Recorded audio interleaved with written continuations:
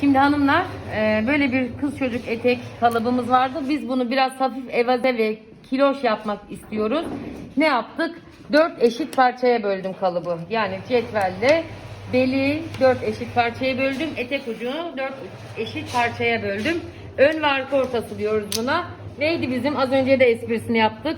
Burası neresiydi? Kıblemizdi değil mi? Buradan yola çıkıyoruz sürekli. Yani ön veya arka ortasından. Söz gelimi burası kumaşımız.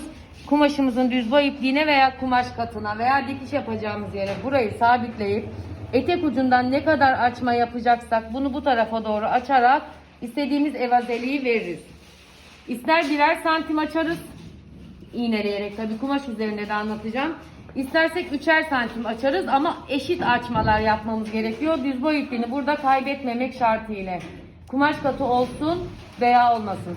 Belinde niye sıfırladım, yani belinde niye açma yapmadım? Bel ölçüsünü kaybetmemek için, yani kaçırmamak için, bu ölçüde bir bel istediğim için.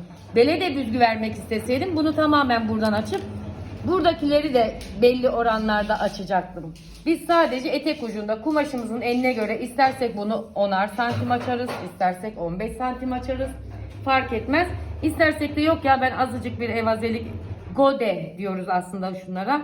Çok az bir gode istiyorum dediğinizde de şöyle açabilirsiniz. Biz şimdi şu kumaştan kız çocuk eteği, yani kız çocuk elbisesi yapacağız. Bu da elbisemizin üst kalıbı. Böyle olacak. Kumaşımızın eni ne kadar verirse, godesini ne kadar istersek o kadar açma yapacağız. Kalıp yerleştirdiğimizde de sizinle paylaşırız. Bu konuyla ilgili anlamadığınız bir şey olursa lütfen yorumlar kısmına yazın ve takipte kalın. Dikiş sınıfından sevgiler.